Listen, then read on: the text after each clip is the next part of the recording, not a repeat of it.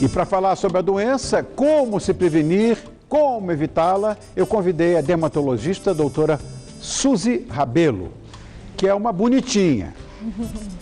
Obrigado por ter vindo, Suzy. Prazer, Rony. Obrigado, meu amor. Eu estava perguntando para você, fique à vontade, está na sua casa. Muito obrigada. Eu estava perguntando em off, por que toda dermatologista é bonita, né? Você diz, temos melhores produtos. Os melhores dermatologistas aos nossos próprios cuidados, né? A minha dermatologista é muito bonita também, eu sempre falo isso para ela. É claro, você vai no endocrinologista ou numa endocrinologista. Se o cara for gordo, se ela for gorda, você... Como endocrinologista? Você vai em outro lugar, né? Um pneumologista. Um pneumologista fumando. É claro, não tem dá, sentido, né? Contraindica, não dá. É verdade. Suzy, vamos começar. Em primeiro lugar, porque começar da base mesmo, para quem está em casa, entender a pauta desde o começo. O que é o câncer de pele?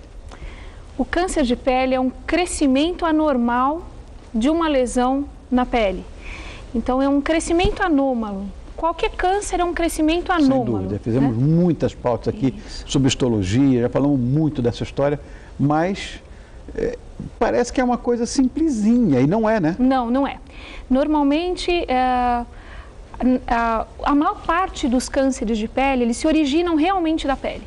Nós temos outros tumores que podem invadir a pele, o que a gente chama de metástases. Tá. Então, por exemplo, nós temos tumores de mama que podem dar metástase na pele. Nós temos... Então, nós temos outros tumores internos que podem dar metástases na pele. Desconhecia isso completamente. Então, a gente pode ter tumores internos que metastatizam para a pele. Mas os tumores primários da pele, né, eles giram hoje em dia ao redor de 25% dos tumores todos do organismo. Meu Deus do céu! Desses tumores, a gente 25%? tem... 25%.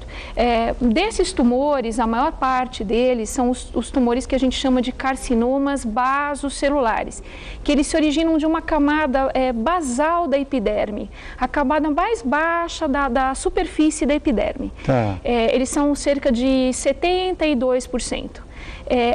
Cerca de 25% são os carcinomas espinocelulares, que estão numa camada um pouquinho acima.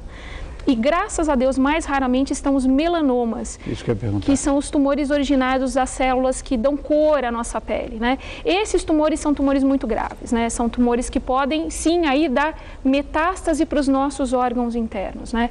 Esses tumores, eles podem matar os indivíduos. Normalmente, os carcinomas basocelulares, eles raramente dão metástases para dentro do organismo.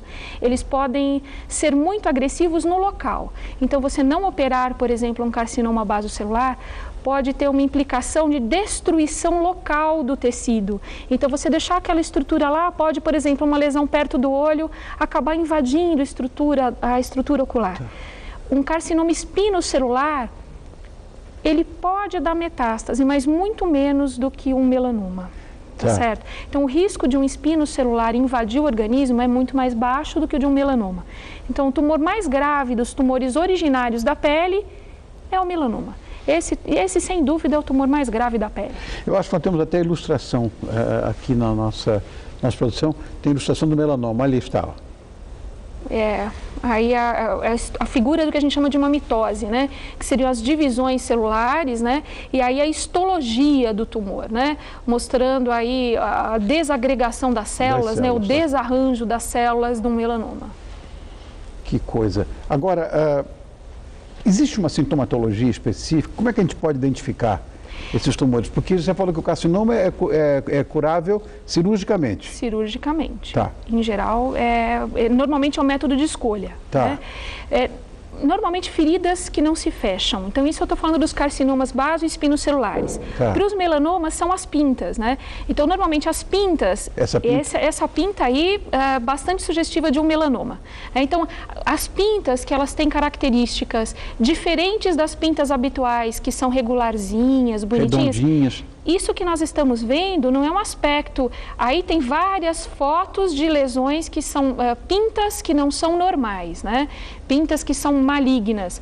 Uma pinta que é uma pinta bonitinha, redondinha, bem regular, com uma cor só, menor do que 5 milímetros, fala a favor de uma lesão que a gente costuma dizer mais, que ela é boazinha, que ela é benigna.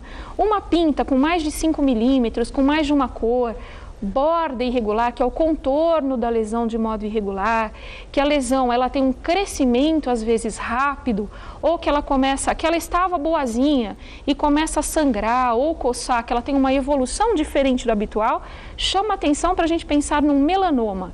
Então, os tumores que vêm de pintas, normalmente são os melanomas. Agora, os cânceres que a gente chama de não melanomas, que incluem tanto os vasos celulares quanto os espinos celulares, são feitos por aquelas lesões que são, às vezes, machucadinhos que não cicatrizam na pele, né? Então, qualquer lesão na pele do indivíduo que ele não tinha e ele passa a apresentar, é melhor ele procurar o profissional, é melhor ele procurar o dermatologista para que ele possa fazer um diagnóstico. Daquela ilustração que a gente estava vendo agora há pouco, aí, qual é a mais agressiva? Daquelas lesões aí, delas, aí qualquer delas. Qualquer uma delas? Na realidade, todas elas ali ainda me parecem estar no estágio inicial. Eu estou um pouco distante da foto, mas me parece que todas estão em estágio inicial. Na realidade, quem vai dar realmente para a gente o diagnóstico é o que a gente chama de estudo anatomopatológico, que vulgarmente o paciente fala que foi a biópsia, né? Tá. O biopsiar é o ato de tirar a lesão. Então, a biópsia em si é o ato cirúrgico. O estudo anatomopatológico é o estudo que você faz da peça que você removeu. Aí você vai levar em consideração a profundidade da lesão na pele, né? Aí você vai fazer o chamado estudo de Clark e o Breslow daquela lesão. Quanto mais profunda a lesão, mais perigosa ela vai ser para o indivíduo. Então, até que camada da pele ela está? Se ela está só restrita à epiderme ou se ela chega até a camada de gordura da pele.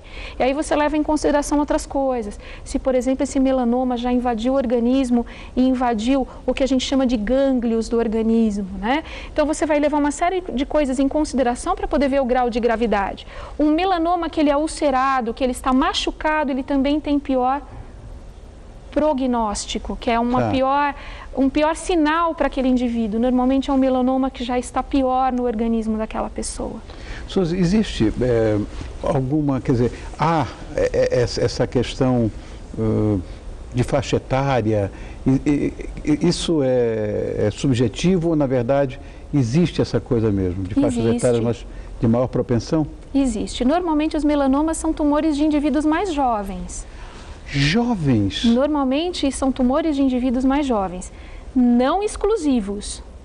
Sim, não entendi. exclusivos, mas mais dos indivíduos mais jovens. Normalmente, aproveitando isso, os melanomas, eles estão ligados mais à incidência solar, aguda e intensa. Traduzindo, o indivíduo vai para a praia, toma aquele sol absurdo, fica vermelho e com bolha. As bolhas de queimaduras solares, elas estão associadas a uma maior propensão ao desenvolvimento de melanomas. Então, normalmente, os homens eles desenvolvem mais melanomas no tronco e as mulheres mais nas pernas. Isso é um dado estatístico, tá certo?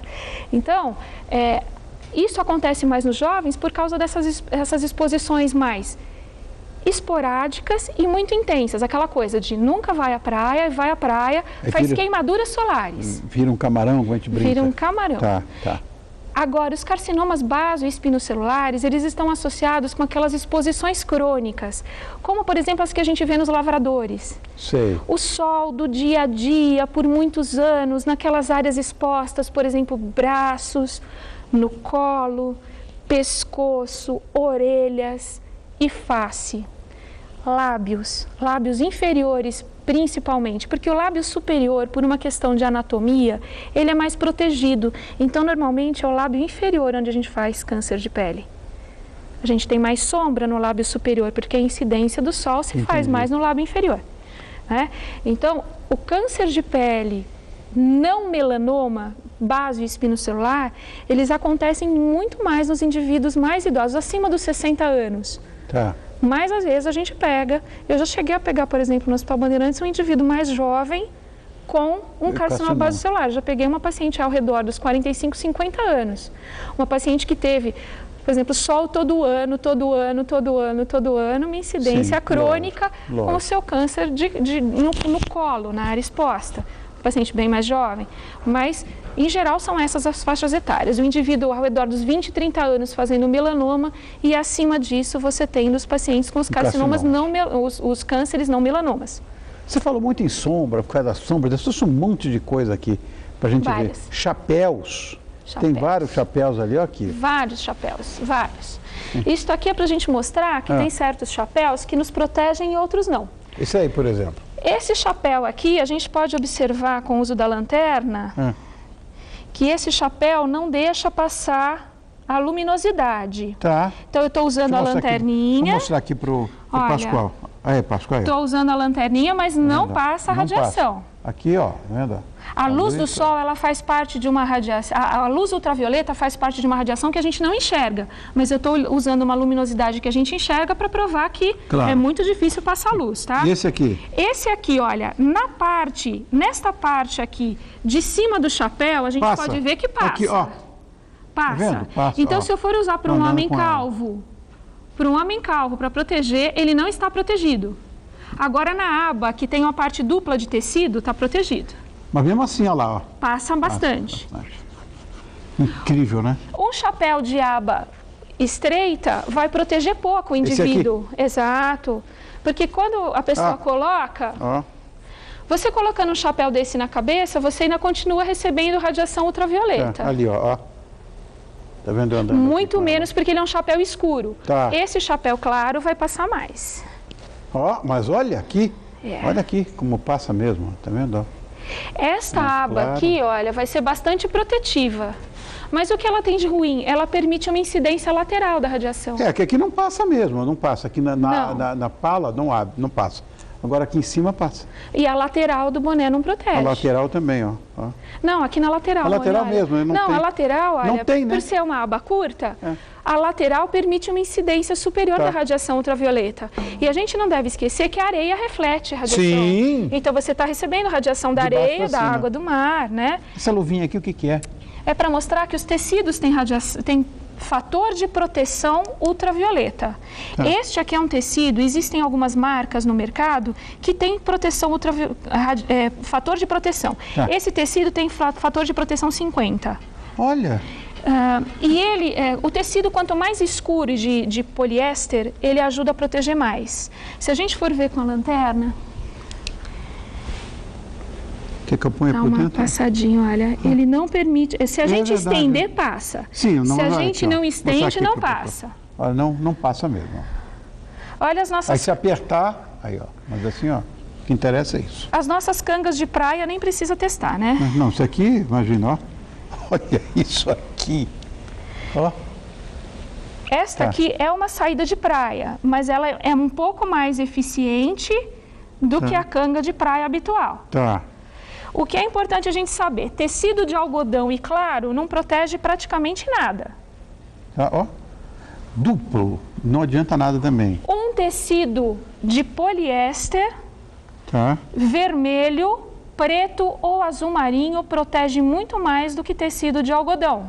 Tá. Tá ok? E quanto mais fechada a trama desse tecido não é tão fechada. Uma trama mais fechada, como a da luva, por exemplo, protege muito mais. Mas não está nem passando quase nada. Exatamente. Aqui, ao contrário de um tecido de algodão. Então, se você está na praia caminhando, o ideal é um tecido escuro, de poliéster, com trama bem fechada. Isso aqui? Protetores solares. Tá. Isso funciona mesmo? Funciona. E agora saiu até recentemente uma matéria no UOL, até um médico da nossa sociedade brasileira, né, ele comentando que realmente, de um fator 30 para o fator 60, a gente não tem uma proteção contra as radiações ultravioleta que seria muito maior. O que a gente sabe... Vai falando.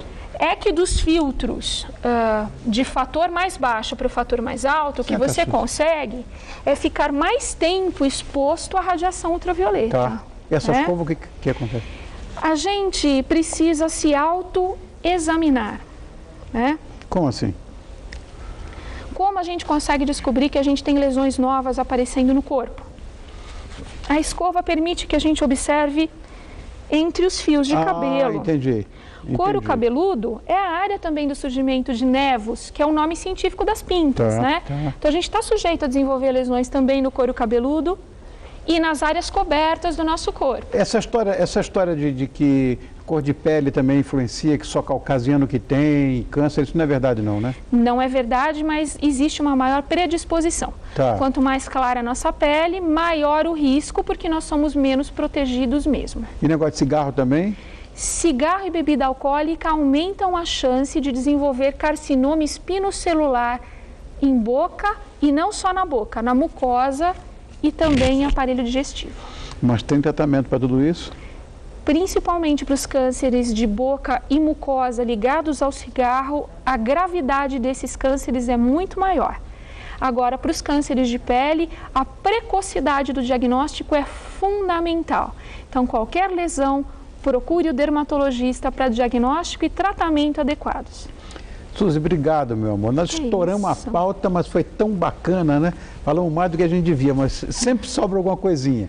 Essa é a doutora Suzy Rabelo, dermatologista, que hoje veio falar na nossa série Saúde sobre câncer de pele. No próximo capítulo da nossa série Saúde, nós vamos falar sobre outro câncer, né? De pulmão. Você aguarde que vai ser assim. Suzy, obrigado, meu amor. Que é isso. Volte sempre. Um prazer. Nós estamos aqui à sua disposição. Será um Foi prazer. muito legal, viu? Gostei dessa história aí do Joia. protetor. Prazer em conhecê-la aqui.